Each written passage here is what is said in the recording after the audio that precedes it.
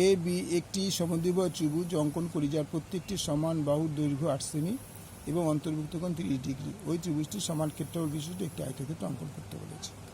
আমি কি করলাম না 8 সেমি রেখা টানলাম, এখানে যে কোনো একটা এ এক্স রেখা টানলাম। এবার 8 সেমি সমান করে এখানে কাটা বসিয়ে একটা দাগ এ বি অংশ কেটে নিলাম, বোঝা গেল।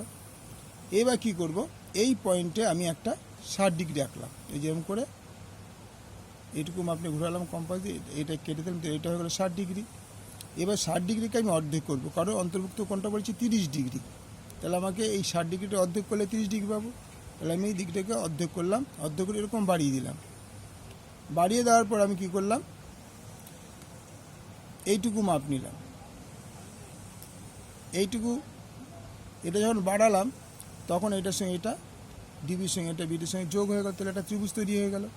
যখন ত্রিভুজ তৈরি হলো, এখানে বসে কাটাটা বসে দিয়ে একটা চাপ, এখানে বসে কাটা বসে কেটে দিলাম, কেটে দিলে এই সোজা দুদিকে বাড়িয়ে দিলাম। এবার কি করলাম, এটা অর্ধেক করেছি আগে, এখান থেকে এইটুকু মাপ নিলাম, মাপ নিয়ে এখানে বসিয়ে কাটাটা কেটে দিলাম, জুড়ে দিলাম। তাহলে এ ডি বি ত্রিভুজের সমান ক্ষেত্রফল আয়তক্ষেত্র হলো এ ই এফ জি।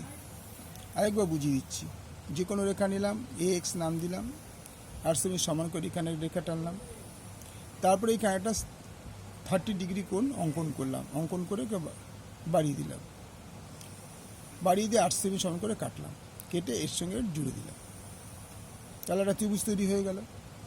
এবার কি করব, এই রেখাটাকে আমি অর্ধেক করব, এই যে রেখাটাকে অর্ধেকের বেশি নিয়ে দিয়ে একটা চাপ, দিয়ে একটা চাপ, আর দিয়ে ঘুরিয়ে দিয়ে একটা চাপ, তাই দুই লম্বা বাড়িয়ে দিলাম। তাহলে এবার আমরা এখানে আয়তক্ষেত্র তৈরি করতে গেলে দুটো প্যারালাল বাহু তৈরি করতে হয়, সমান্তরাল বাহু তৈরি করতে হয়। তাহলে এখান থেকে এইটুকু মাপ নিয়ে এখানে বসিয়ে কাটের এই চাপটা টানলাম। কী করলাম, এখান থেকে কাটাটা এখানে পেন্সিলটা বসিয়ে ঘুরিয়ে দিয়ে মাপ নিয়ে কাটাটা এখানে দিয়ে পেন্সিল দিয়ে কেটে দিলাম। আবার কি করলাম, এখান থেকে এইটুকু মাপ নিলাম, এই কাটাটা এখানে বসিয়ে এটাকে কেটে দিলাম, কেটে দেওয়ার পর দুদিকে রেখাটাকে বেড়ে গেল। আর তারপর আমি কি করলাম, এখান থেকে এইটুকু মাপ নিলাম, মাপ নিয়ে এইখানে কাটার বসিয়ে এটাকে যোগ করে দিলাম, এইটুকু মাপ নিলাম, কাটাটা এখানে বসে যোগ করে দিলাম, তাহলে আয়তক্ষেত্র তৈরি হয়ে গেল। তাহলে ত্রিভুজ এ বি ডি এর সমান ক্ষেত্রফল বিশিষ্ট আয়তক্ষেত্রটা হল A E F G, A E F G.